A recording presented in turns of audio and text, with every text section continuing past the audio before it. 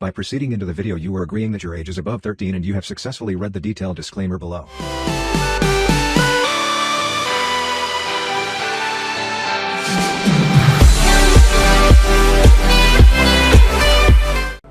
Hello and welcome students to Manu का ज्ञान।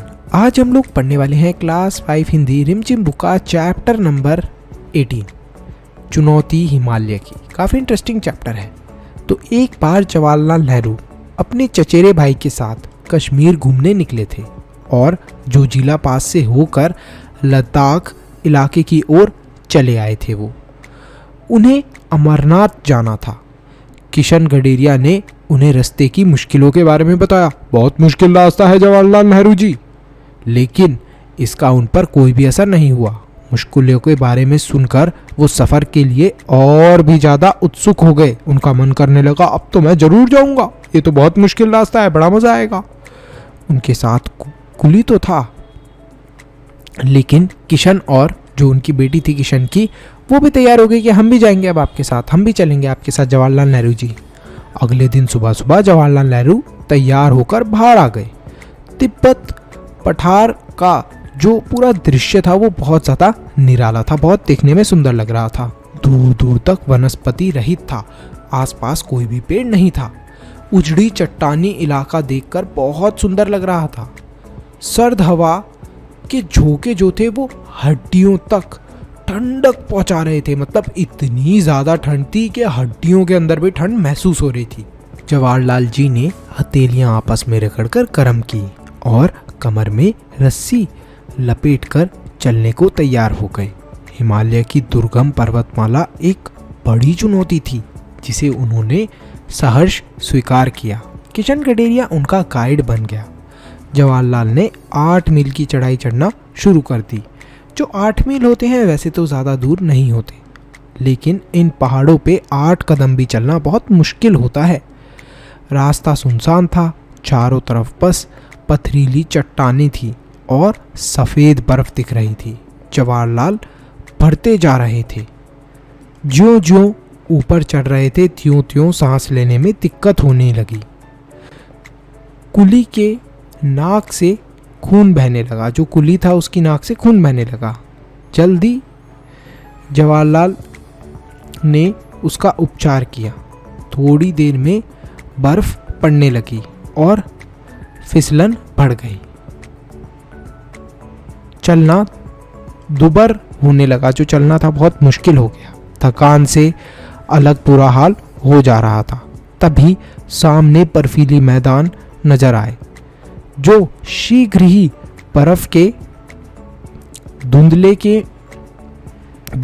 धुंध थी उसके अंदर वो क्या हो गए, ओझल हो गए, गायब हो गए। सुबह 4 बजे से चढ़ाई करते करते दिन के 12 बजे तक वे लगभग 16,000 फीट की ऊंचाई पर आ गए थे, किंतु अभी भी अमरनाथ की गुफा का कुछ पता नहीं चला था। जवाहरलाल नेहरू जी अपने बुलंद इरादों के साथ हिमालय को चुनौती देते हुए दुर्गम पाथ पर पार करने में जुड़ गए और वो चलते गए।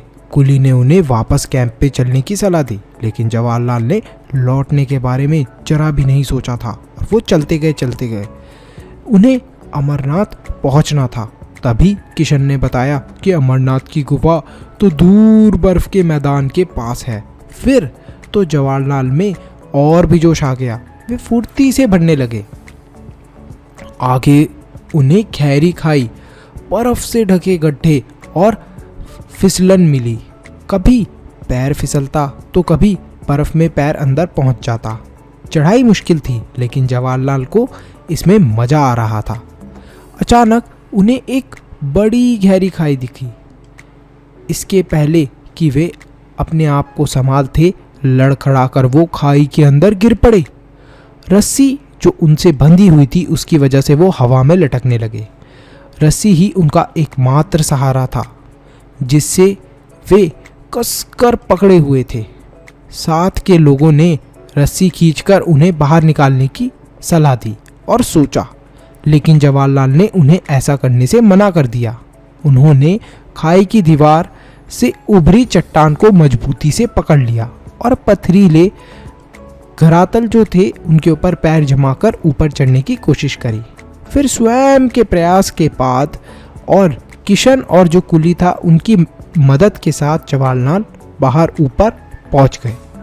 कपड़े झटकाकर वे फिर आगे को चलने लगे और तैयार हो गए आगे बढ़ने के लिए। लेकिन आगे गहरी और चौड़ी खाइयों की संख्या बढ़ने लगी, बहुत ज़्यादा इंक्रीज होती गई। खाइयाँ पार करने का उचित सामान भी नहीं था उनके पास। मतलब जो एक खाई होती है ना पहाड़ के बीच में, इनको पार करने के लिए कुछ सामान की ज़रूरत होती है, वो था ही नहीं उनके पास। इस कारण जवाहरलाल को अमरनाथ की जो सफ़र था वो वहाँ तक पहुँचने का सफ़र अधूरा छोड़कर वापस लौटना पड़ा। तो आई होप स्टूडेंट्स आपको ये स्टोरी अच्छी लगी हो कि उन्होंने गिव अप नहीं करा।